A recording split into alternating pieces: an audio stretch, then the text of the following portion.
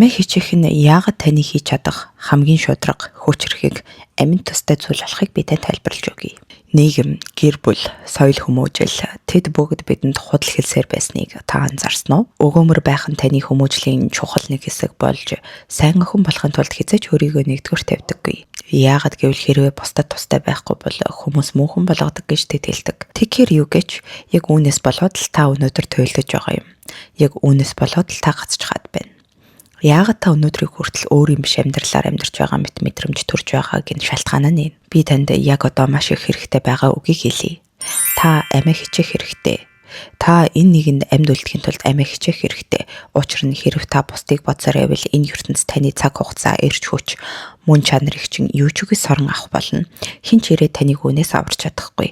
Тиймээс хэрв та илдэг охин, найдвартай нэгэн хизээч үгүй гэж хэлдэггүй хүн байхаас залхаж байгаа бол энэ бичлэг танд ертөнцөөс ирүүлж санаж болог. Амиа хичээх нь яагаад таны хийж чадах хамгийн шударга хүч хэрхийг амин тустай зүйлж болох талаар ярилцъя.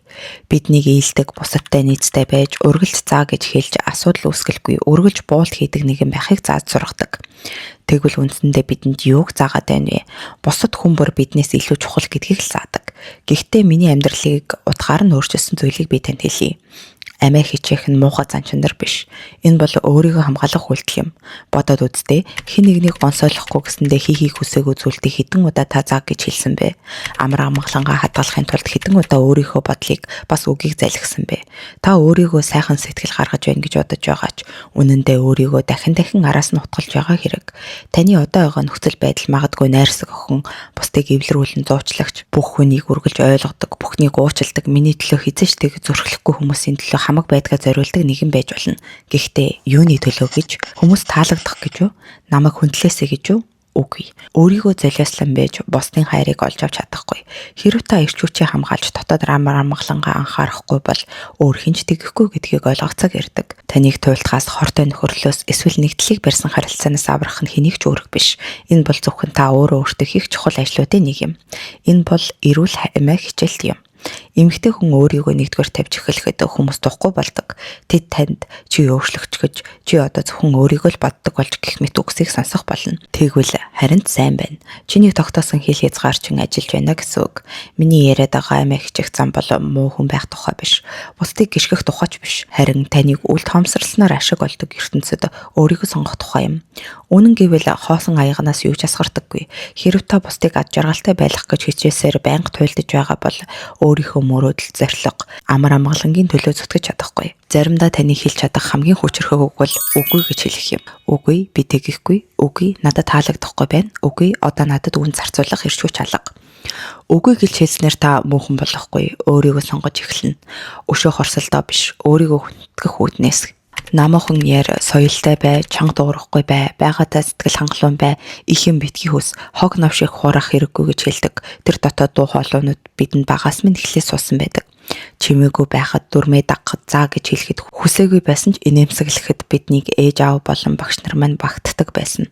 Сэтгэл хөдлөлөө дарахад хүмүүс төлөвшсөн гэн асуудлыг зүгээр орхиход томоотой гэж хэлнэ. Бид үнэндээ тийм байх биш, харин бусдад таалагдахын төлөө урмын үг сонсдог байлаа. Тэгэд бид өөрсдөө ч мэдлгүй энэ төлөвшлөө насанд хүрсэн амьдралдаа тээсээр ярьдаг. Та сайн охин, айдуу зөөлөн нэгэн ихийг шаарддаггүй, хизээч гомдолдоггүй, хүмүүс дүргэж тустай нэгэн байсан.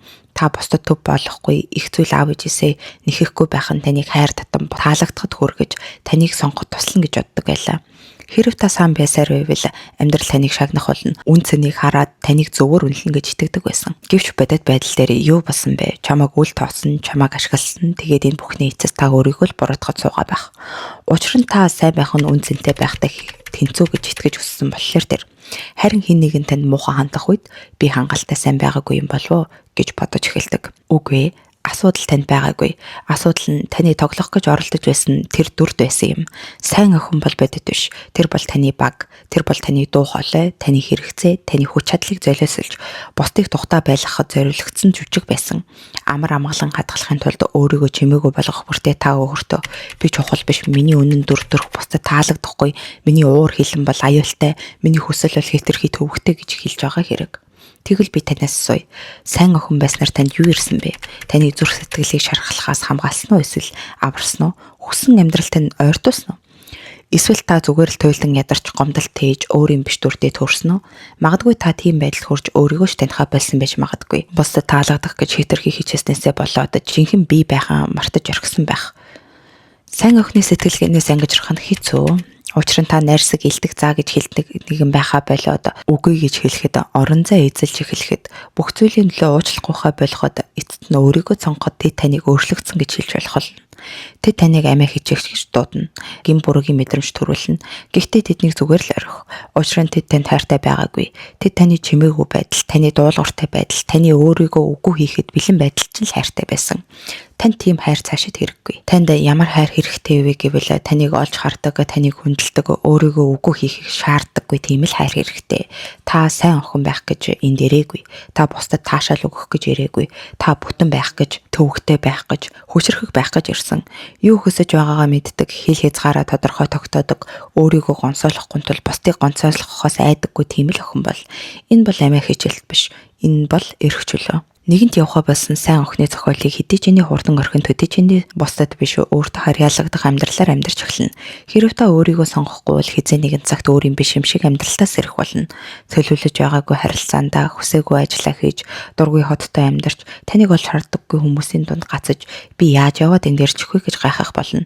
Тэр нь үгүй гэж хэлмээр байхад заа гэж хэлснээс болж байгаа юм. Бидний цаг хугацаа бол хамгийн үнцэнтэй зүйл. Мөнгийг эргүүлээд олж болно. Харин цаг хугацааг бол үгүй. Тиймээс таныг сордог хүмүүст, таныг боодог нөхцөл байдалд цагаа өрж байгаа бол та ирээдүйн өөрийгөө дээрэмдэж байна гэсэн үг. Амиа хичээх гэдэг нь цаг төлөвлөгөөгөө өөрийнхөө гарт авахыг хэлнэ. Би чадахгүй надад энэ өдрөө өөртөө зориулж хийх хэрэгтэй хэдхэн ажлууд байгаа гэж хэлж сурах явдал юм. Та бол машин биш. Та бол 24/7 ажилдаг үйлчилгээний шугам биш. Амиа хичээх нь сайхан сэтгэлийн дайсан биш, харин түүний суурим. Ирч хүчээ ариун нандин зүйл мэт хамгаалж таныг байгаагаар чин хамиралдаг хүмүүс энэ өөрчлөлтийг чинь хүлээж авна гэдэгтдэг. Харин таныг ашиглаж байсан хүмүүс зүгээр л алга болох болно. Тиймээс амиа хичээгч ухаангүй хайхрамжгүй байлаар биш. Харин би өөрийнхөө үн цэнийг эцэст нь олж харлаа гэсэн итгэрлийн замаар өөртөө үнж байхаас бүү. Өнөөдөр өөрийнхөө төлөө нэг алхам хий. Үгүй хичээл. Өөрийгөө сонго. Та өөртөө үнний өртөө нэгэн. Энэ бол зүгээр нэг яриа биш, харин таны хөдөлгөх тулгуур болсон гэж найдаж байна. Энэ бүхэн таны ганцхан сонголтоос эхэлнэ. Танд амжилт хүсье.